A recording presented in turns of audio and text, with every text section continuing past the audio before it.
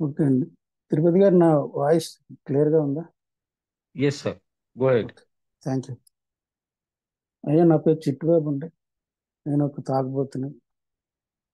దేవుని దయ, మీ అందరి సహాయం, ఏ ప్రోగ్రాం నేర్పిన ఆలోచన విధానం, ఆయన స్పాన్సర్ నా కుటుంబం. ఈరోజు నేను మొదటి చుక్కకు దూరంగా ఉంటూ సంతోషంగా ఉన్నాను. సో ముందుగా నాకు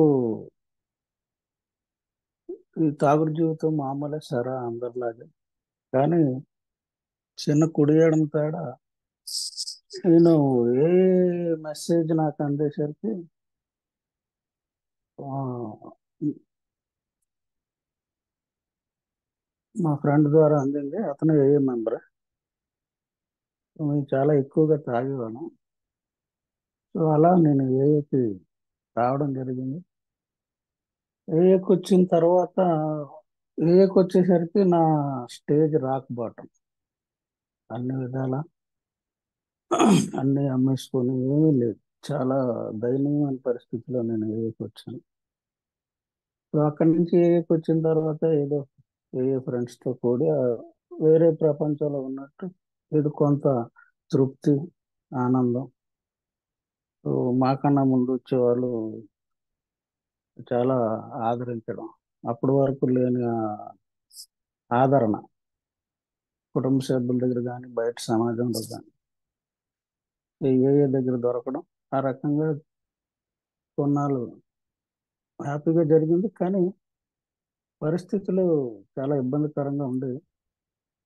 సో కారణం ఏదైనా, ఏ నేను ఏకి వచ్చిన తర్వాత మళ్ళీ 11 నెలల 5 రోజులకి రిలాక్స్ అయ్యాను. మా చిన్న ఊరు కాబట్టి ఒకటే వారానికి 2 మీటింగ్లు ఉండేవి ఒకే దగ్గర. సో అవి వాకబుల్ డిస్టెన్స్. సో చాలా తక్కువ మంది ఉండేవాళ్ళం. మేము 10 12 మంది అందరం చాలా సరదాగా కలిసిమెలిసి ఉండడం వలన రిలాక్స్ అయినా. మళ్ళీ ఒక రోజు తర్వాత మళ్ళీ నేను నన్ను తీసుకెళ్ళిపోవడం జరిగింది. మళ్ళీ 4 నెలల తర్వాత మళ్ళీ రిలాక్స్. సో మళ్ళీ అదే పరిస్థితి. అయ్యో పాపం అనేసి మళ్ళీ అందరం కలిసి ఫ్రెండ్లీగా ఉండడం వల్ల మళ్ళీ వచ్చి రారా అనేసి తీసుకెళ్ళిపోవడం. సో తర్వాత మళ్ళీ 5 సంవత్సరాలు నేను 5 బర్త్డేలు చేసుకున్న తర్వాత ఆరో బర్త్డే దగ్గరలో మళ్ళీ రిలాక్స్. ఇక్కడ కారణాలు ఏమైనా తాగడం అనేది జరిగింది. ఆ తర్వాత నేను ఒక నిర్ణయం తీసుకోవడం జరిగింది, మరి వెళ్ళకూడదు. తర్వాత మళ్ళీ ఒక 6 నెలల పాటు ఏదో దూరంగా ఉండడం జరిగింది. అనుకోని పరిస్థితుల్లో ఒక ఓల్డ్ టైమర్ ద్వారా అదొక పెద్ద కథ. సో మళ్ళీ నేను ఏఏకి రావడం జరిగింది. సో ఇదంతా కలిపేసి నా ఏఏ లైఫ్లో 8 సంవత్సరాలు నేను ఏఏలో నా సోబరైటీ 8 సంవత్సరాలు వెళ్ళిపోయింది. సో మళ్ళీ ఏఏలో ఉండడం. అయితే నాకు ఒక ఆ, మనసులో చాలా భావాలు ఉండేవి. ఏంటంటే, సరే ఇంత బాగా ఉన్నాం కదా, ఇంత ఏఏకి సేవ చేస్తున్నాం, అది చేస్తున్నాం, ఇది చేస్తున్నాం, అందరితో ఫ్రెండ్లీగా ఉంటున్నాం. కానీ మళ్ళీ ఏదో సమస్య వస్తే ఆ సమస్యని ఆ, తట్టుకోలేక, చిన్న చిన్న సమస్యలు అయితే పెద్ద ఇది కాదు, కానీ ఏదైనా పెద్ద సమస్య వస్తే దాన్ని తట్టుకోలేక తిరిగి తాగడం జరిగింది అనేది నా నా అభిప్రాయం. కానీ అప్పటికే ఏఏలో ప్రయాణం చేయడం వల్ల మీటింగ్లో ఏదో 12 సోపానాలు 12 సాంప్రదాయాలు ఇప్పుడు చదివినట్టే చదవడం. అప్పుడు దైనిక చింతన లేదు, నేటి ఆలోచన చదవడం. సో ఇవన్నీ అర్థమవుతుంది. నేటి ఆలోచనలో ప్రార్థన, ధ్యానం అవి అర్థమవుతుంది. అలాగని భగవంతుడి మీద నమ్మకం లేదా అంటే, నా పరిస్థితికి వేరే చాయిస్ లేదు. భగవంతుడి మీదే నమ్మడం, దండం పెట్టుకోవడం, భగవంతుడి ఈ పరిస్థితి నుంచి బయటపెట్టు, పిల్లలు చిన్నాలు, వాళ్ళనైనా సంతోషంగా ఉంచుదామని ప్రయత్నం. వ్యాపారం అంతా పూర్తిగా సర్వనాశనం అయిపోయింది. ఇప్పుడు ఏదో చేస్తున్నాం. ఇందులో కుటుంబంలో నమ్మకాలు పోయాయి. అలాగా వ్యాపార పరిస్థితిలో నమ్మకాలు పోయి, సమాజంలో నమ్మకాలు పోయాయి.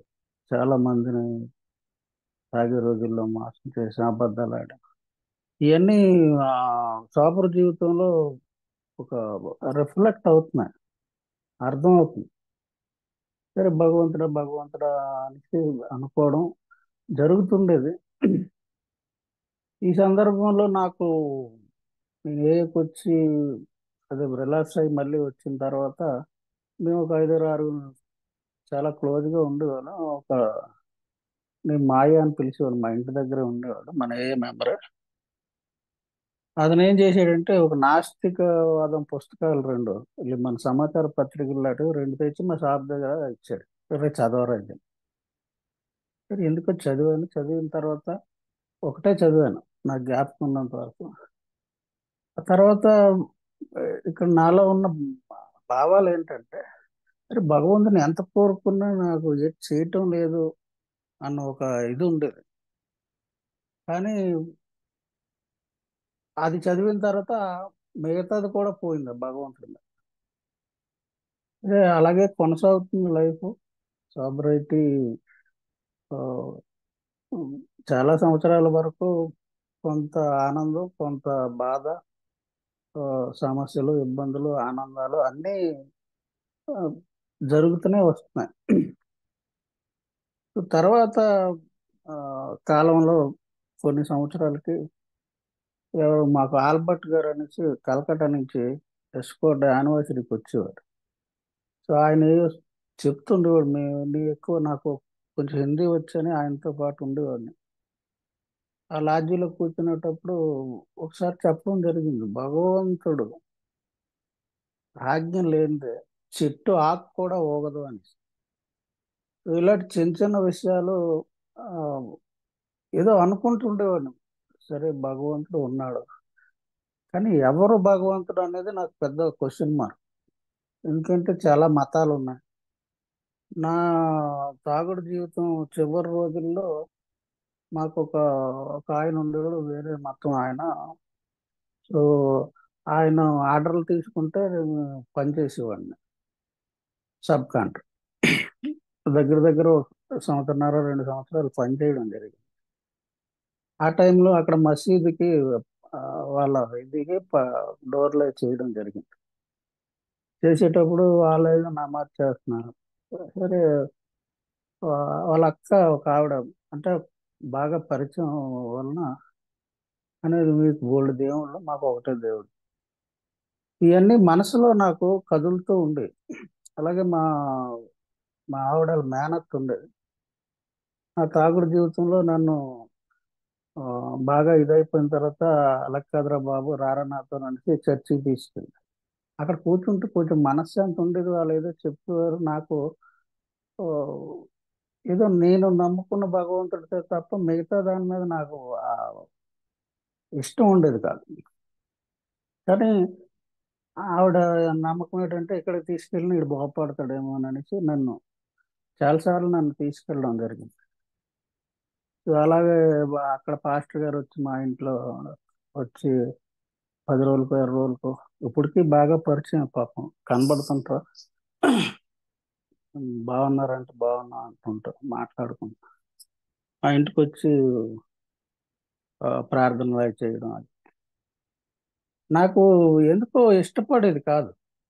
అంటే నేను నమ్ముకున్న ఏఏకి వచ్చిన తర్వాత మా గురువు గారు ఒకసారి, నాకు తెలిసి ఒక 4 5 నెలలు సోబర్ తర్వాత ఆ, మా గురువు గారు వస్తుండేవారు. ఎస్కోట్ ఎక్కువగా కనీసం నెలకు 2 సార్లు. ఒక రోజు మా మీటింగ్ కూడా ఫైర్ స్టేషన్ వెనకాల అక్కడ చిన్న ప్లేస్ ఉంటే అక్కడ బయటనే ఆరు బయటనే కూర్చుండేవారు. ఆ రోజు పెద్ద వర్షం పడ్డది. ఆర్ఎంబి గెస్ట్ హౌస్ ఎదురుగా ఉంది, అక్కడ మీటింగ్ అరేంజ్ చేశారు. సో ఆ రోజు మీటింగ్ అక్కడ అవుతుంది. ఆయన షేరింగ్ చేస్తున్నారు. చేసేటప్పుడు అంటే నాకు కొన్ని దొరికిన ఆధ్యాత్మిక విషయాలు ఆ, మాకన్నా ముందు వచ్చిన వాళ్ళ ద్వారా ఆయన షేరింగ్ లో చెప్పింది ఏంటంటే, మనం ఇంతవరకు భగవంతుడితో వ్యాపారం చేసాం. అంటే నువ్వు నాకు ఏదైనా ఇస్తే నీకు నేనేదైనా ఇస్తాను అనే అనే దాంట్లోనే తెలిసిన కాంచి బతుకున్నాం. నువ్వు నాకు ఈ పని చేసి పెట్టు, నేను నీకు గుండు కొట్టించుకుంటాను, ఉండీలు డబ్బులు వేస్తాను, లేకపోతే ఇంకోటి చేస్తాను, ఇంకోటి చేస్తాను. ఈ భగవంతుడితో వ్యాపారం చేసాం. ఇప్పుడు ఏకి వచ్చిన తర్వాత ఆ భగవంతుడితో నేను ఎలా ఉండాలి అంటే, నువ్వు ఏదైనా ఇయ్యి తీసుకోవడానికి సిద్ధంగా ఉన్నావు, నువ్వు ఎలా చేస్తావు అలా చెయ్యి అని ఆ, అలవాటు చేసుకోవాలా అనేది ఆ రోజు ఆ షేరింగ్ లో నాకు వినబడ్డది. సో అక్కడి నుంచి అది పట్టుకోవడం జరిగింది. నిజమే కదా, ఇంతవరకు భగవంతుడితో వ్యాపారం చేసి అంటే ఇది వాస్తవంగా ఏంటంటే నేననే కాదు, నా కుటుంబ సభ్యులు, మా అమ్మ, సరే నాయన మాకు, నా చిన్నప్పుడు చదువుకునేటప్పుడు నేను జాదల్పూర్లో చదువుకున్నా. సో అక్కడ మా స్కూల్కి కోటలో ఉండేది. మా స్కూల్ రాజుగారి కోటలో. ఆ స్కూల్ ఎంట్రన్స్ దంతేశ్వరి కోవులు ఉంటుంది ఎంట్రన్స్ లో లెఫ్ట్. సో ఆవిడంటే అందరం దండం పెట్టుకోవడం, గుడిలోకి వెళ్ళడం. సో మా అమ్మ ఏం చెప్పేదంటే, ఇప్పుడు నువ్వు బాగా చదువుకొని పాస్ అయిపోతే తల్లికి 5 కొబ్బరికాయలు, 5 రూపాయలు అంటే రూపాయి కాయిన్, 5 రూపాయలు ఉండీలు వేస్తానని మొక్కుకో. నేను ఎప్పుడు బాగానే చదివాను, ఎప్పుడు ఫస్ట్ క్లాస్ వచ్చేవాడిని. సో ఆ రిజల్ట్ వచ్చిన తర్వాత వెళ్ళి అది అలా కుటుంబ జీవితంలో కూడా ఆ, ఏదో దేవుడికి మొక్కుకోవడం ఇదంతా జరిగితే వస్తాం తండ్రి అనడం, పెద్దల ద్వారా వినడం. సమాజంలో కూడా మా కుటుంబ సభ్యుల్లో ఎక్కడైనా సరే, ఎక్కడైనా అదే వినబడుతుండేది. ఈ షేరింగ్ విన్న తర్వాత అందులో నాకు ఒక రకమైన మార్పు ఏంటంటే, ఆ పెద్ద అయిన అనుభవం, ఆ అనుభవంలో చెప్పినవి ఏంటంటే, ఇప్పుడు నేను భగవంతుడితో వ్యాపారం చేయకూడదు, నువ్వు ఏది ఇచ్చినా నేను తీసుకుంటాను అనే పరిస్థితికి ఒక రకంగా చిన్న స్పృహ, అంటే స్పృహ కాదు కానీ ఒక దైవం మీద ఒక రకమైన మార్పు అన్నమాట, పూర్వం మీద. అలా కొన్ని సంవత్సరాలు జరిగిన తర్వాత కూడా తాగుబోతుగా నా మైండ్ సెట్ డిఫరెంట్ అనే విషయం నాకు ఎప్పుడో చెన్నైలో శ్రీధర్ గారి ద్వారా, వాసు గారి ద్వారా, మేము చెన్నై యానివర్సరీ మార్చిలో జరిగేది.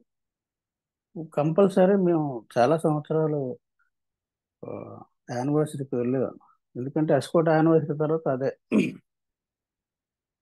సో అక్కడ వాళ్ళ ద్వారా ఆ, ఓ తాగుబోతు జీవితం, సో నేను ఏఏలో ప్రయాణం ఎలా చేయాలి, అలాగే మాకు సురేష్ బాబు గారు ఒకసారి ఆ ఫోర్త్ స్టెప్ గురించి వివరించడం, ఇవన్నీ ఆ, వినడం జరిగేది. కానీ ఒక రకమైన దీన్ని ప్రాక్టీస్ చేసి జీవితంలో, అంటే నేను ఎప్పుడు కూడా నాకు చాలా సంవత్సరాలు నేను అప్పట్లో షేరింగ్ కూడా చేసేవాడు.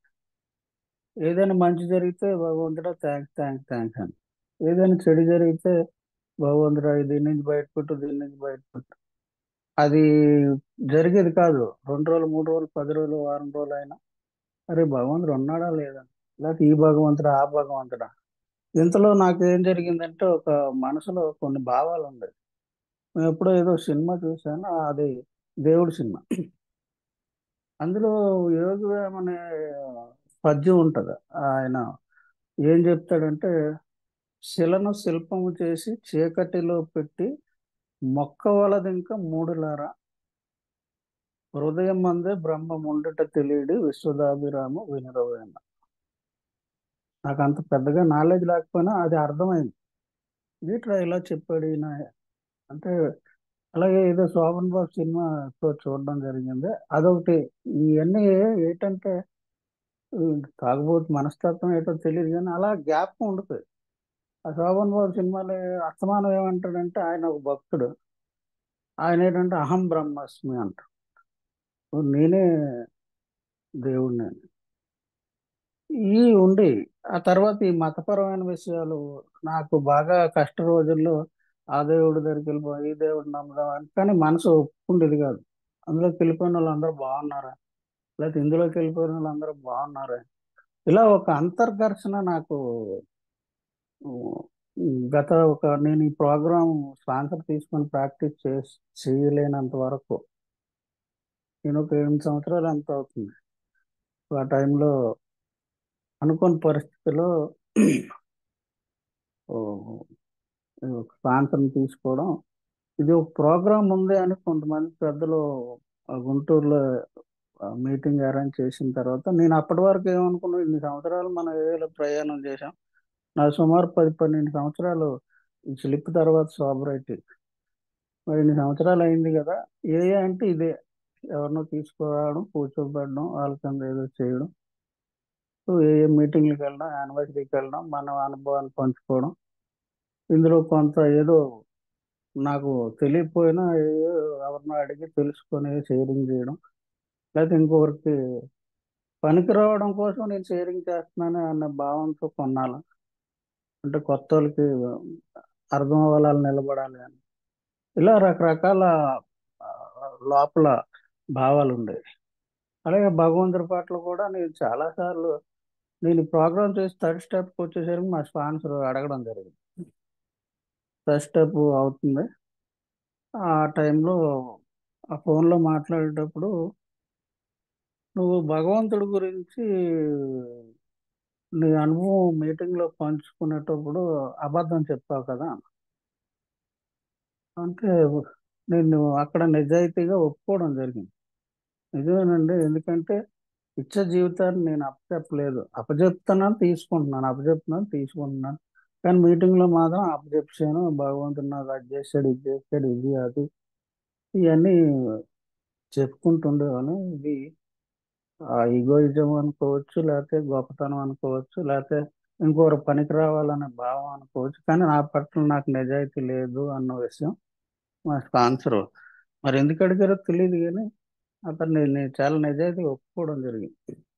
ఎందుకంటే నాకు నేను చాలాసార్లు చెప్తూ ఉంటాను, నాకు అప్పటికి భగవంతుడి కన్నా మనుషుల మీదే నాకు విశ్వాసం ఎక్కువ. అంటే మనిషిని మనిషి అయితే ఏదైనా గొప్పకొని అవసరానికి పనికొస్తాడు. భగవంతుడు అంటే ఇది గాలిలో బాణం వేసినట్టు, అది అవుతుందా అవదా, అవుతుందా అవదా తెలియదు. ఇందులో బాగా ముఖ్యమైన ఒక విషయం ఏంటంటే, గత ఒక 10 సంవత్సరాల కిందట మా బామ్మర్ చనిపోయాడు. ఆడు చిన్నప్పటి నుంచి నా దగ్గర పనిచేసాడు, పనోడు అయ్యాడు, షాప్ అది పెట్టుకున్నాడు, బాగున్నాడు. వీళ్ళు బాబా బామ్మర్ సినిమాలో ఆ, అలాగా నేను ఇలా ఫోన్ చేస్తే నా దగ్గర ఉండేవాడు. చాలా అభిమానంగా ఉండేది. నాకు ఇద్దరు ఆడపిల్లలు, నాకు కొడుకు ఆడే అనేసి నేను అనుకుంటున్నా, నాకు ఉన్నారు అని చాలా ధీమాగా ఉండేవాడు. అలాంటి ఆడు సడన్ గా బ్రెయిన్ లో ఏదో ప్రాబ్లం అయి చనిపోయాడు సడన్ గా. ఆ చనిపోయేటప్పుడు వైజాగ్ హాస్పిటల్ తీసుకెళ్లి రాత్రి ఆ, వెళ్ళాము. హాస్పిటల్లో జాయిన్ చేసి అన్నీ జరుగుతున్నాయి.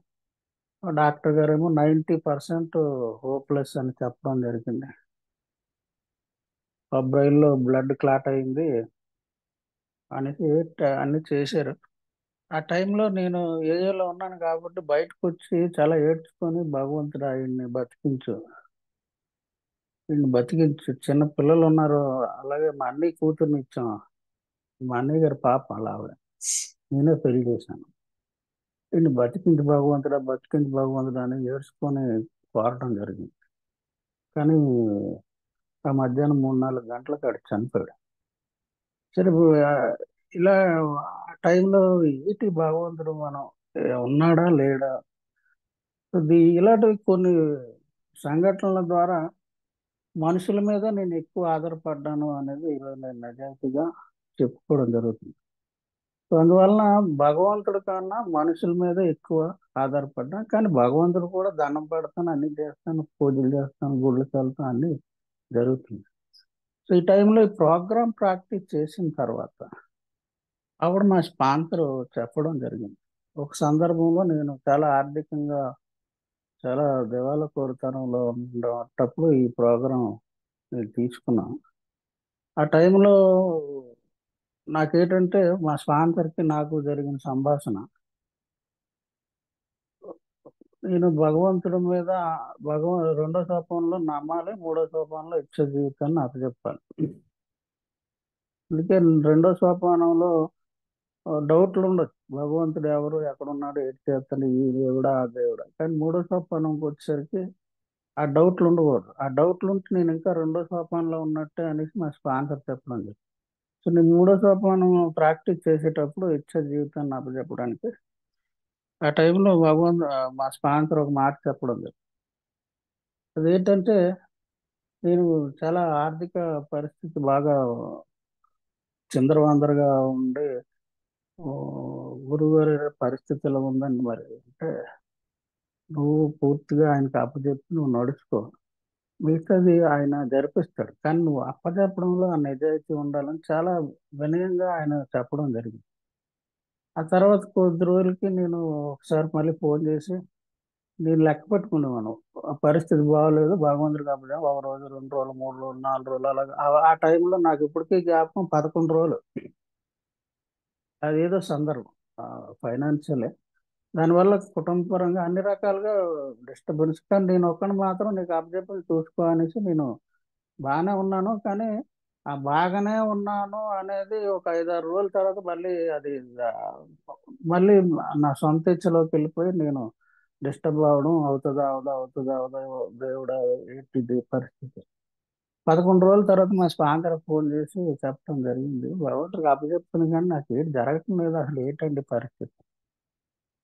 అప్పుడు మా స్పాన్సర్ చెప్పడం జరిగింది, నువ్వు నాతో భగవంతుడికి అప్పచెప్పాను కానీ ఏం జరగలేదు అని చెప్పావు కాబట్టి నువ్వు భగవంతుడికి అప్పచెప్పలేనట్టు. అదేంటండి అలా మాట్లాడతారు, మరి ఏం జరగలేదు కదా, ఏదో ఏదో చిన్న సాయం అందాలి కదా. మన రూపాయి అవసరం కానీ 10 పైసలైనా సాయం అందాలి కదా, నీకు గుర్తించే అవకాశం కూడా లేదు అని ఆ రోజు ఒక మాట చెప్పడం జరిగింది. నీకు ఇబ్బందిగా ఉందని నువ్వు పడుకొని లేచేసరికి నీ గుమ్మం దగ్గర డబ్బుల మూట భగవంతుడు పెట్టి వెళ్ళిపోడు. ఏం చెయ్యాలి నువ్వు అంటే, ఇప్పుడు కష్టపడుతున్నావు కదా, ఇంకో 2, 3 గంటల ఎక్స్ట్రా కష్టపడు, అవసరమైతే ఒక మీటింగ్ మానే, రోజు మీటింగ్కి వెళ్ళి నువ్వు దేశాన్ని ఉద్ధరించేక్కర్లేదు. నీ పరిస్థితి బాగాలేనప్పుడు నువ్వు ఇంకోటికి ఏం చెప్తావు. సో రోజు మీటింగ్కి వెళ్ళి 3 మీటింగ్లకి వెళ్ళి మిగతా టైంలో ఇంకో 2, 3 గంటల ఎక్స్ట్రా, 4, 5 గంటలు నీకు ఎంత ఓపిక ఉంటే అంత పని చేయి. ఆ పని చేసిన తర్వాత నిజాయితీగా భగవంతుడు మహానుభావ కష్టపడుతున్నాను, ఏదో మీ దయ వల్ల బాగానే ఉన్నాను, మీ దయ ఏం చేస్తే చెయ్యని అంటూ ఒక మాట చెప్పాను. నీ గురించి నువ్వు భగవంతుని ఎప్పుడు అడగ. అదేంటండి, నాకే ఇబ్బంది ఉంది, నేను ఒకటి గురించి ప్రార్థన భగవంతుని అడుగుతాను ఏంటంటే, ఆవేళ ఆయన ఏం అనలేదు. కానీ తర్వాత రోజుల్లో నాకు అర్థమైంది ఏంటంటే, ఈ భగవంతుడు స్పృహ అనేది భగవంతుడు ఈ స్టెప్ వర్క్ చేస్తే, ఏదైతే మనకి ఏఏలో ఆంబలం ఉందో, ఇవ్వ స్వస్థత, ఐక్యత, సేవ, రికవరీ, యూనిటీ, సర్వీస్. సో ఈ రికవరీ అనేది నాకు, నాలాంటి తాగుబోతుకి అంత వేగం ఆధ్యాత్మికత రాదు. ఆ ఆ భగవంతుడి స్పృహ కలగదు అనేది ఈ ప్రోగ్రాం ప్రాక్టీస్ చేస్తే, 12, 11 సోపానాలు ప్రాక్టీస్ చేస్తే అందుకే క్లియర్గా రాసి ఉంది, ఈ సోపానముల ఫలితముగా ఆధ్యాత్మిక చైతన్యం పొందినందువలన. అంటే ఈ 11 నేను ప్రాక్టీస్ చేస్తే నాకు ఆధ్యాత్మిక చైతన్యం వస్తుంది. ఇది ఆ, ఎప్పుడో పుట్టినప్పుడే రాసి పెట్టేశారు. అది నేను ఏంటంటే ఏదో మీటింగ్ ముందు చదువుకోవడం, లేదా నా అంతా నేను ప్రాక్టీస్ చేయడం, ఇవన్నీ చాలా సంవత్సరాలు జరిగిపోయాయి. కానీ ఎప్పుడైతే మా స్పాన్సర్ చెప్పడం జరిగిందో, సో భగవంతుడి సహాయం అందుతుంది, కానీ నేను భగవంతుడికి సో ప్రయాణం చేయాలి. సో అందువల్ల ఈ ప్రాక్టీస్ చేసేటప్పుడు కాన్షియస్ కనెక్షన్ విత్ గాడ్ అంటే ఆ భగవంతుడితో లింక్ కుదురుతుంది. ఇది నాకు, నేను చేసేటప్పుడే మా- నా ఇందా చెప్పిన డౌట్లన్నీ నాకు రెండో సోపానం నుంచి మూడో సోపానంకి వచ్చేసరికి మా స్పాన్సర్ బిగ్ బుక్ లోనే రాసి ఉంది, భగవంతుడు ఎవరు ఎక్కడున్నా. అది 54 పేజీలు, మూడో పేర అనుకుంటున్నాను, మూడో పేర రెండో పేర. సో మేము చాలా అందులో బిల్లు రాస్తారు. మేము చాలా భగవంతుడి గురించి చాలా వెతికాం, కానీ ఆయన అక్కడే ఉన్నాడు. ఎక్కడ అంటే మనలో, నాలోనే ఉన్నాడు. ఖచ్చితంగా ఆయన దొరికే ప్లేస్ మాత్రం అదే అనేసి క్లారిటీ ఇచ్చారు. అది నాతో చదివించడం జరిగింది. ఎప్పుడైతే నాకు అది చదివానో నాకు అర్థమైంది భగవంతుడు ఎవరు, ఎక్కడున్నారని. ఆ తర్వాత ప్రోగ్రామ్ లో ముందుకు వెళ్తూ వెళ్తూ 11వ సోపానంకి వచ్చేసరికి ప్రేయర్ అండ్ మెడిటేషన్. ఆ ప్రేయర్ అండ్ మెడిటేషన్ ద్వారా ఆ కాన్షియస్ కనెక్షన్ కుదిరింది. సో అప్పుడు నాకు జ్ఞాపకం వచ్చింది, మా స్పాన్సర్ ఎందుకురా ఈ మాట చెప్పాడు అంటే, నీ గురించి నువ్వు అడగక్కర్లేదు, ఇంకోళ్ళ గురించి అడుగు భగవంతుని అని. ఎందుకంటే ఆయన నాతోనే ఉన్నాడు, నాతోనే ఉంటున్నాడు. కాబట్టి నేను ఇంకొకరి గురించి అడగాలి తప్ప నా గురించి అడగవలసిన అవసరం లేదు. సో ఇది నాకు అర్థమైంది ఆ టైంలో. సో అలాగే ఇప్పుడు చాలా సంవత్సరాలు అయిపోయింది, కానీ ఈ ఆ ఆ స్పృహ, భగవంతుని స్పృహ మళ్ళీ నేను, మనకు బుక్ రిలీజ్ చేశారు తెలుగులో ట్రాన్స్లేషన్ చేసి, అది కేమ్ టు బిలీవ్, మేము నమ్మకానికి వచ్చామని. అది చదివేటప్పుడు చాలా మంది మన మన పూర్వీకుల అనుభవాలు, మన అప్పట్లో వాళ్ళకి ఏం జరిగింది, ఎలా జరిగింది, వాళ్ళకి భగవంతుని ఎలా నమ్మారు, ఆ ఆ టైంలో వాళ్ళ షేరింగ్, భగవంతుడు ఎలా వాళ్ళకి దారి చూపించాడు, ఇవన్నీ చాలా చాలా షేరింగ్లు ఉన్నాయి. సో ఇలా ఉంటూ ఉంటూ ఉంటూ ఆఖరికి ఏమైందంటే ఆ భగవంతుని స్పృహ. ఎందుకంటే నాకు ఏ పరిస్థితుల్లో నన్ను డిస్టర్బ్ చేయవు అనేసి ఇవాళ నాకు తెలుసు. ఎందుకంటే ఆ, మంచి వచ్చినా పెద్దగా ఆనందపడిపోను, అలాగని చెడు జరగటం లేదంటే ఏవో ఇబ్బందులు, సమస్యలు, కుటుంబ పరంగా, పిల్లల పరంగా ఏవో వస్తూనే ఉన్నాయి. సో నేను దేనికి ఒక భగవంతుడికి థ్యాంక్స్ చెప్తాను, చూసుకో మహానుభావ్ అంటాను, నా పని నేను చేసుకుంటాను. సో మా ఆవిడ చాలా సార్లు ఈ ఈ 4-5 సంవత్సరాల్లో చాలా సార్లు నన్ను, నీకు ఎలాంటి పరిస్థితి వచ్చినా గాబరా పడవు కదా, నీకు ఇబ్బంది పడవు కదా, ఈ నా తాగుబోతుతనానికి ఉన్న పెద్ద ప్రమాదకరమైన టెన్షన్, ఆ ఇరిటేషన్, ఇంకొకటి మీద ఆ, విరుచుకుపడడం, నీ వల్ల ఇలా జరిగింది, నువ్వు ఏదో అని వాళ్ళ మీద గొడవలు, ఇవన్నీ పోయాయి.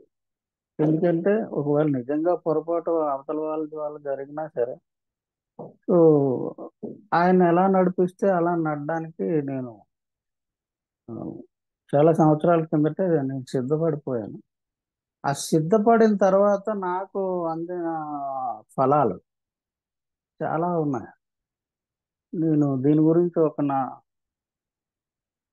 నా అనుభవం చెప్తానండి. మా పాప నా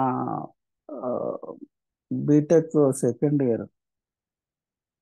సో అది మా చిన్నదే చదువుతుంది. ఓ మంచి కాలేజీలో సీట్ వచ్చింది. సో ఏదో కింద మీద పడి, అప్పట్లో కొంచెం అంత చదివించే ఆర్థిక స్తోమత నాకు లేదు, కానీ మా ఫ్రెండ్ సలహా ఇచ్చాడు, "ఒరేయ్ పర్లేదురా జాయిన్ చేసి, ఏముంది ఒక 20,000 20,000 కట్టితే అయిపోద్ది కదా, పెద్ద విషయం కాదంటే." అది కూడా నేను బీటెక్ చదువుతానన్నా, పెద్ద పాప డిగ్రీ చేసి పీజీ చేసింది. సో దాని ఇది అయిపోయింది. అప్పట్లో డిగ్రీలో ఉంది పెద్ద. సో చిన్నదాయి మాత్రం అది కాలేజీ సెకండ్ వచ్చింది. ఓ నాలాటోడికి ఏంటంటే ఓ గొప్ప ఏంటంటే, ఓ దాని కాలేజీలో దాని ఫోటో అది పెట్టడం, ఫస్ట్ వచ్చిన దానికి 2 మార్కుల తేడాలో సెకండ్ వచ్చింది, ఇద్దరు ఫోటోలు ఆ, పెట్టడం, అవన్నీ చాలా ఇదయింది. బాగా చదువుతున్నారు కదా, కొన్ని దాని ఇష్ట ప్రకారం వెళ్దాం అనేసి జాయిన్ చేయడం జరిగింది. ఏదో బాధపడి ఇబ్బంది అయినా అలా కొనసాగింది. ఆ సెకండ్ ఇయర్లో ఆ సెమిస్టర్ ముందు ఆ ఫీజు క్లియర్, అప్పటికున్న ఫీజు ఎంతో క్లియర్ చేస్తే కానీ వాళ్ళు హాల్ టికెట్ ఇవ్వరు.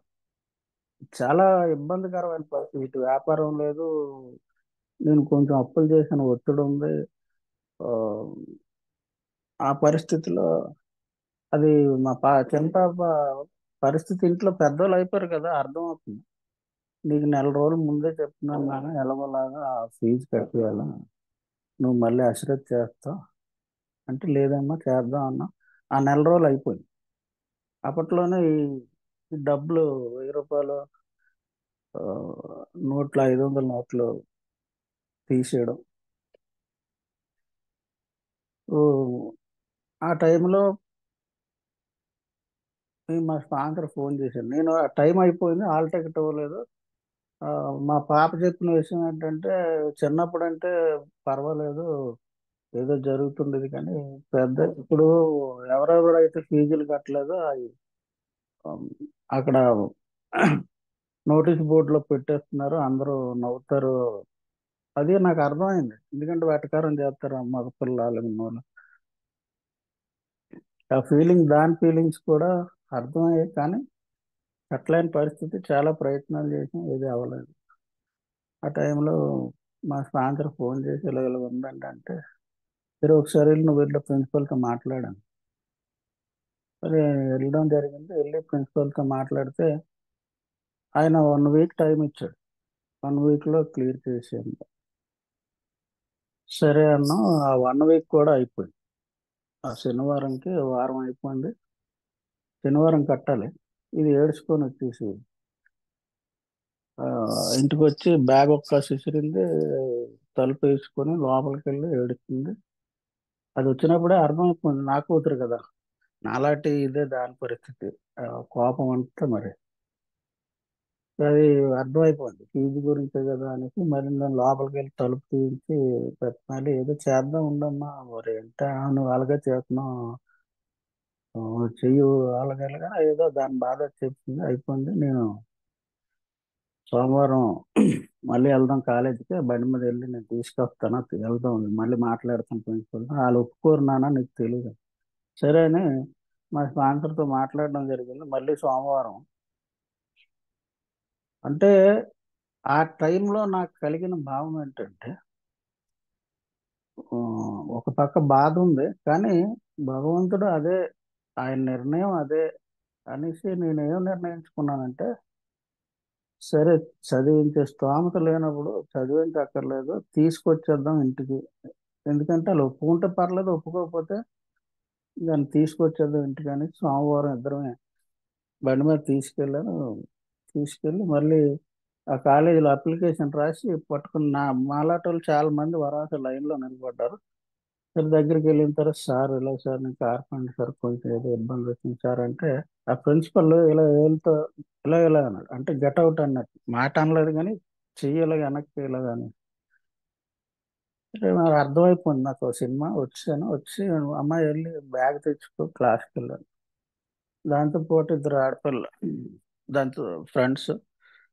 సరే వెళ్ళి ఆ బ్యాగ్ పట్టుకుని ఏడుచుకొని వస్తుంది. నాకు కూడా చాలా బాధగా ఉంది, కళ్ళని నీళ్ళు తిరుగుతున్నాయి. బయటికి తీస్తే మళ్ళీ అదే ఏడుస్తుందా, నేను ఏడుస్తాను. కానీ నా ఆలోచన అంతా, సరే ఆయన నిర్ణయం ఇదే, ఆయన అలాగే చేద్దాం అనుకుంటే అలాగే చెయ్యని అనేసి అనుకుంటూ, ఆ బైక్ స్టాండ్ కొంచెం దూరం, ఒక బైక్ దగ్గరికి వెళ్తున్నాను అనమాట. అక్కడి నుంచి నడుచుకొని వెళ్తుండగా ఒక ఫోన్ వచ్చింది నాకు. ఆ ఫోను తీసి చూశాను.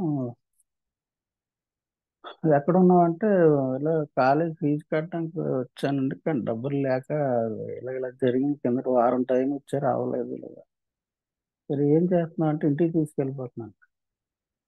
ఇది ఎంత కట్టాలా?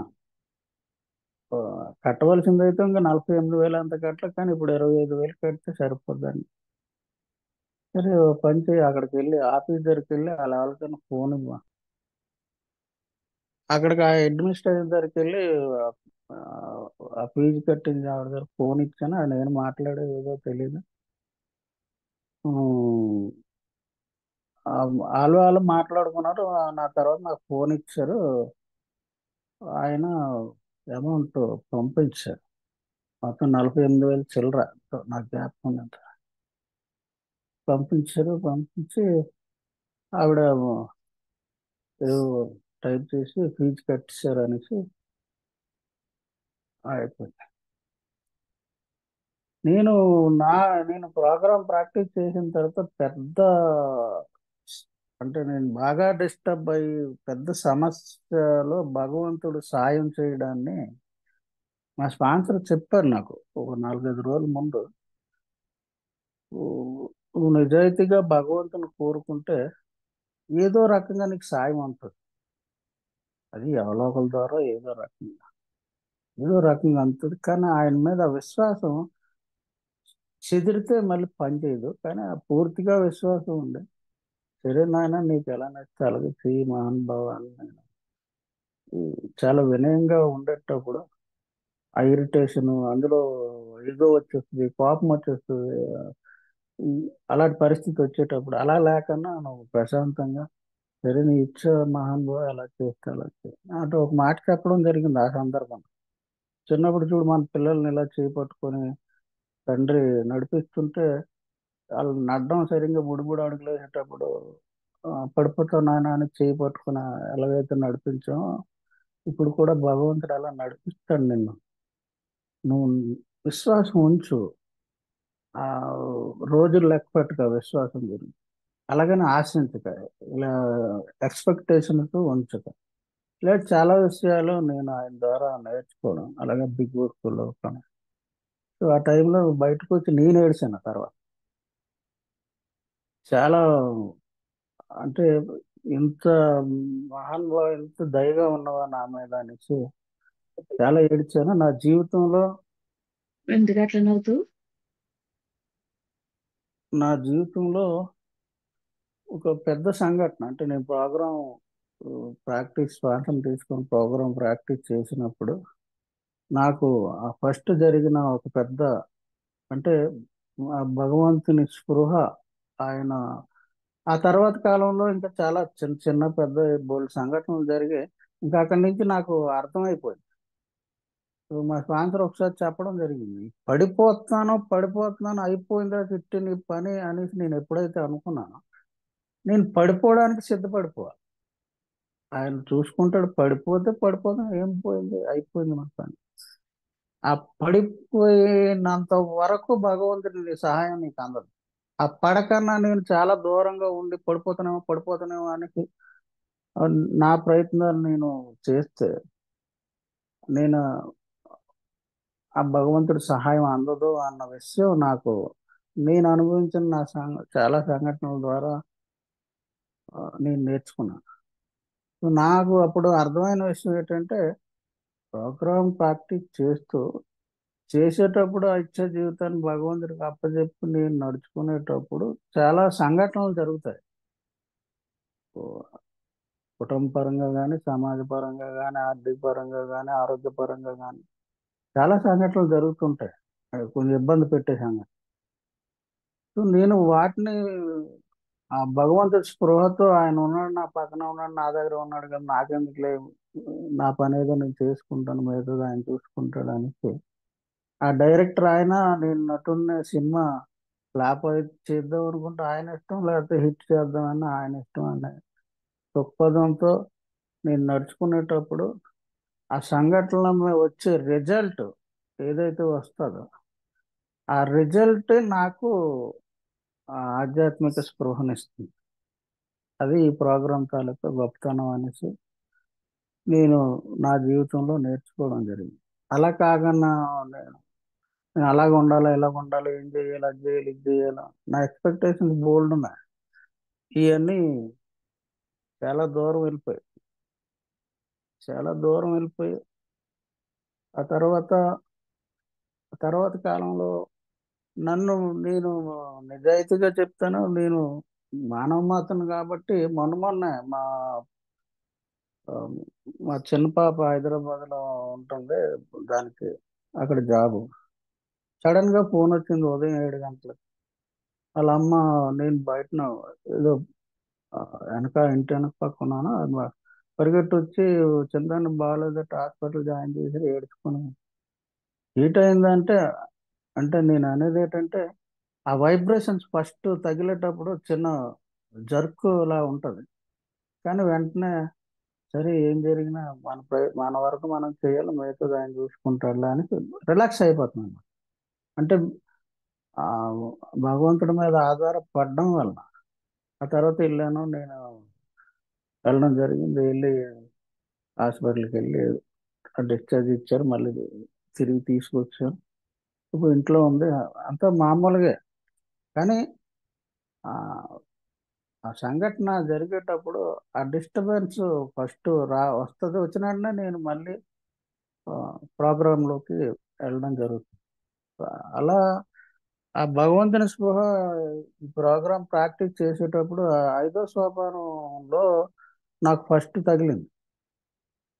5వ సోపానం నేను, సార్ నేను టైం చూడలేదు. సరే ఈ సంఘటన చెప్పి ముగిస్తాను సార్. నేను 4వ సోపానం అస్కోట్లో రాశాను. 5వ సోపానం స్పాన్సర్ దగ్గరికి వెళ్ళి పెట్టాలి, అక్కడ జరగాలి అనేది అప్పుడు తెలిసింది. సో, నా దగ్గర డబ్బులు లేవు. నేను మా స్పాన్సర్ చెప్పడం జరిగింది, ఏమన్నా పరిస్థితి ఇప్పుడు కొంచెం ఇబ్బందికరంగా ఉంది, ఒక వారం 10 రోజులు చూసుకొని నేను వస్తానండి, నేను హైదరాబాద్ వెళ్ళాలి దానికోసం. ఏ, ఆయన ఆ, అక్కడ మాతో పాటు ప్రాక్టీస్ చేసిన ఓల్డ్ టైమర్ ఉంటే ఆయనతో ఏదో ఫోన్లో మాట్లాడాడు. ఆయన అలా కాదు, నాకు ఇద్దు కానీ ఎంతో కొంత నేను డబ్బులు ఇస్తాను అనేసి ఆయన ఇవ్వడం జరిగింది.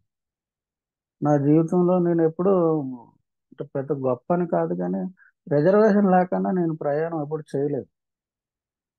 ఆ, వెళ్ళేది స్లీపర్లోనైనా సరే, రిజర్వేషన్ ఉంటే కొంచెం హాయిగా వెళ్ళొచ్చాను. కానీ ఆ టైంలో అవేళ ఏం జరిగిందంటే డిసైడ్ అయిపోయి బయలుదేరాను ఇంటికాడ. మనం మాకు 4 గంటలకు 4:30కు విశాఖ ఉంది, దాని తర్వాత 5:30కి గోదావరి. ఆ రెండు ట్రైన్లు హైదరాబాద్ వెళ్ళడానికి కొంచెం కంఫర్టబుల్గా ఉంటాయి. నాకు తెలుసు నేను వెళ్ళేసరికి ఆ విశాఖ వెళ్ళిపోయింది, ఫుల్ అయిపోయి. జనరల్లో ప్రయాణం చేయాలా అన్నది లోపల తిరుగుతుంది, జాగాలు దొరకవు, ఒంటికాలతో నిలబడాలా, ఎక్కడ నిలబడుతుంది రాత్రి అంతా, ఎలా జరుగుతుంది, సరే భగవంతుడా ఎలా చేస్తావు చూడనేసి అంత నాకు అప్పట్లో అంత ఆ భగవంతుని స్పృహ అంతగా లేదు, కొరత ఉంది. సో నేను వైజాగ్ స్టేషన్లో గోదావరి ఆగి ఉంది, అక్కడే బయలుదేరుతుంది. ఇది చివరి భోగి, చివరిన ఉంటుంది జనరల్, మధ్యలో ఉంటుంది, మళ్ళీ ఎదరు ఉంటుంది. 20 21 నాకు భోగి లెక్క తెలియదు, కానీ ఇన్ని పెట్లు దాటి వెళ్ళాలి. నేను చివరి భోగి నుంచి అలా చూసుకొని చూసుకొని చూసుకొని వెళ్తున్నాను. టికెట్ తీసాను, జనరల్ టికెట్ తీసుకొని వెళ్తుందంటే ఇంక లాస్ట్ ఒక 2 పెట్లు ఉన్నాయి ఇంజిన్ దగ్గరికి. ఒక ఆయన నన్ను ఇలా పిలిచాడు, పిలిస్తే వెళ్ళాను. సీట్ కావాలా అన్నాడు. అవునాను. అది ఖాళీగా ఉంది ఆ భోగి. అది నేను సీట్ ఇస్తాను, 50 రూపాయలు అన్నాడు. ఇప్పుడు బాబు నువ్వు ఏ సీట్ ఇచ్చేస్తావో బండి కదిలినంత తర్వాత ఇస్తాను, బండి కదిలే ముందా అలా చేయండి, మీరు కూర్చోండి అనేసి సింగిల్ సీట్ ఇచ్చాడు నాకు. ఎవరం కూర్చున్నాను. ఇది ఏం భోగి, లేడీస్ భోగి అది ఇచ్చాడని మళ్ళీ బయటికి దిగి చూశాను. అది కాదు, సంథింగ్ ఏదో తెలీదు. కూర్చున్నాను, ఆడు ఇంకా 4 5 ఎక్కించాడు, అందులో సీట్లు ఇచ్చాడు. తువ్వాలు వేసి ఉండి ఆ తువ్వాలు తీసి మీరు ఎక్కడ కూర్చోండి అన్నాడు. బండి కదిలే ముందు నేను తర్వాత అనుకున్న 50 రూపాయలుగా పోదుము అని, ఉంటుంది లేకపోద్దని ఇచ్చాను. సో ఆ రకంగా నేను జనరల్లో కూర్చొని ప్రయాణం చేశాను. భగవంతుడిని నమ్మితే ఇలాంటివి జరుగుతాయని, ఇలాంటి సంఘటనలు చాలా ఉన్నాయి. సో ఆ నమ్మడం, విశ్వాసం అనేది భగవంతుడి మీద నాకు ఉండాలి. సో ఎందుకు నేను తాగుబోతుగా నా లైఫ్ని నేను లీడ్ చేసుకోలేను అన్న విషయం మా స్పాన్సర్ ద్వారా తెలుసుకున్నాను. సో నేను చాలా ప్రయోగాలు చేసి అటర్ ఫ్లాప్ అయిపోయినా ఏఐకి వచ్చిన తర్వాత. చాలా డబ్బులు పాడైపోయి అలా చేసేద్దాం ఇలా చేసేద్దాం ఈ వ్యాపారం చేసేద్దాం ఆ వ్యాపారం చేసేద్దాం ఏ వ్యాపారం సక్సెస్ అవ్వలేదు. అంతా కొలాప్స్ అయిపోయింది. ఆ తర్వాత ఎప్పుడైతే ఈ స్పాన్సర్ తీసుకొని ప్రోగ్రామ్ ప్రాక్టీస్ చేయడం జరిగిందో అప్పుడు నేను నిజాయితీగా అయితే స్పాన్సర్ని తీసుకునేటప్పుడు చాలా ఇబ్బందికరమైన పరిస్థితి. ఇప్పుడు ఏమన్నా నా జీవితం అంతే ఇంకోళ్ళతో చెప్పాలా, చాలా ఉన్నాయి. ఇంకోళ్ళు చెప్పినట్టు నేను నడాలా, అది నాకు ఇష్టం లేని పని అన్నమాట. మనకు తెలియదా వాళ్ళు చెప్తే తెలుస్తుందా, ఇలా చాలా ఉండి. కానీ ఆ టైంలో తీసుకోవడం జరిగింది. తీసుకున్న తర్వాత నా లైఫ్లో ఒక టర్నింగ్ పాయింట్. అక్కడ ముఖ్యమైన విషయం ఏంటంటే నేను గురువు అనుకునే పెద్దలు ఒక ముగ్గురు. ఒక ఆయన 32 సంవత్సరాల సోబరైటీ, ఒక ఆయనకి 27 సంవత్సరాల సోబరైటీ, ఒక ఆయనకి 29 సంవత్సరాలు ఎంతో సోబరైటీ. వీళ్ళు ముగ్గురు కూడా ఆయన్నే స్పాన్సర్గా తీసుకున్నాం. ఆయనకు అప్పుడు 9 సంవత్సరాలు 10 సంవత్సరాలు సోబరైటీ మా స్పాన్సర్. నేను కూడా మా స్పాన్సర్ కన్నా 1 సంవత్సరం సోబరైటీ ఎక్కువ. నాకు అదొక ఇది అన్నమాట. అంటే వీళ్ళందరూ ఏముంది ఇంకా ఇందులో తెలుసుకోవాల్సినవి చాలా ఉన్నాయి అన్న, నేర్చుకోవాల్సినవి, ఆచరించవలసినవి. సో వే ఆఫ్ లైఫ్ అనేది నాకు దొరికింది. జీవన విధానం. ఒక తాగుబోతు కూర్చి మందు ఆపిన తర్వాత ప్రశాంతమైన జీవితం గడపలేడు అనేది నా చాలా సంవత్సరాల అనుభవం. ఏదో దాంట్లో ఏలాడడం, అది చేద్దాం ఇది చేద్దాం అని మళ్ళీ డిస్టర్బ్ అవ్వడం, మళ్ళీ ఇబ్బంది పడడం ఎక్కడో దగ్గర. సో అందువలన ఈ ఏవే ఏ వే ఆఫ్ లైఫ్లో ఏమైందంటే స్పాన్సర్ చెప్పినట్టు వినడం, తెలియని చాలా విషయాలు ఆయన ద్వారా తెలుసుకోవడం, ఆ తెలుసుకున్న తర్వాత ఆహా ఇదా అని అర్థమైన తర్వాత దానికి కట్టుబడి ఉండడం. సో అన్నిటినీ మించి నేను ఇందా చెప్పాను, మనిషినే నేను ఎక్కువ నమ్మడం జరిగింది, భగవంతునే చాలా తక్కువ. కానీ ఆ తర్వాత కాలంలో నేను భగవంతుడినే, ఇప్పుడు మనిషి అవసరం లేదు నాకు, మనిషిని నమ్మవలసిన ఇది లేదు. ఇప్పుడు భగవంతుడి మీదే పూర్తి ఆ విశ్వాసం. సో అలాగే భగవంతుడు కూడా ఆ, మహానుభావ పరిస్థితి ఉందంటే నాకు దానికి వేరే వెంటనే మార్గం చూపించడం.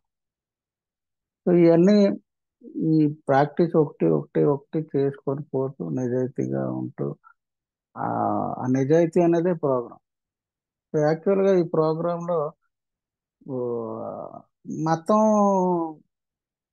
వేరే, ఆధ్యాత్మికత వేరే అనేసి తెలుసుకోవడం జరిగింది. సో ఆధ్యాత్మికత అంటే ఏంటంటే, మతం అంటే ఏదో ఇందులో నేను ఉన్నాను అందు భగవంతుని నమ్మను. కానీ ఆధ్యాత్మికత అంటే ఏంటంటే complete change of attitude, emotion and ideas. తాగే రోజుల్లో నా యాటిట్యూడ్, నా నడవడిక, నా భావోద్వేగాలు, అలాగే నా ఆలోచన తాగే రోజుల్లో ఏవైతే ఉన్నాయో మందు ఆపిన తర్వాత కూడా ఏలోకి వచ్చిన తర్వాత కూడా అయ్యే ఉన్నాయి. కానీ నాకు ఆధ్యాత్మికత వస్తే ఇవన్నీ చేంజ్ అయిపోతాయి. ఏంటంటే ఆ, నా ఆలోచనలు మారుతాయి, నా భావోద్వేగాలు మారుతాయి, అలాగే నా నడవడిక మారిపోతుంది. సో ఇది చాలా ర్యాష్ మెంటాలిటీ. ఆడి మీద ఈడి మీద ఈడి మీద ఆడి మీద, నా తప్పులు ఆడి మీద పెట్టి ఆడిని ఏదో చేసి ఇది చాలా ఉన్నాయి నా ఏయోకి వచ్చిన తర్వాత జీవితంలో కూడా. కానీ దానివల్ల నేను ప్రశాంతంగా ఉండలేకపోయాను. ఇంట్లో లేను, బయట వ్యాపారంలో లేను, ఏరియాలో కూడా లేకపోయాను. సో ఇప్పుడు నేను చాలా హాయిగా ఉన్నాను. నన్ను డిస్టర్బ్ చేసే వస్తువు ఈ ప్రపంచంలో లేదు అని నేను అనుకుంటా, ఏం జరిగినా ఏది జరిగినా.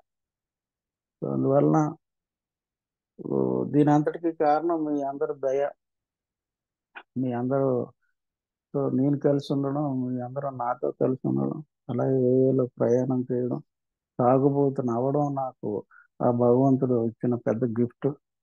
అవడం వల్ల ఇంత అద్భుతమైన జీవితం ఈరోజు నాకు దొరికిందండి. నేను మాట్లాడే ఈ మాటలో విన్నందుకు మీకు కృతజ్ఞతలు. అలాగే ఆ మాట్లాడే యోగ్యత నాకుంది అనుకోవడం వల్ల మీ అందరికీ ఇంకోసారి కృతజ్ఞత. థ్యాంక్ యూ సార్, నాకు ఆ అవకాశం ఇచ్చినందుకు.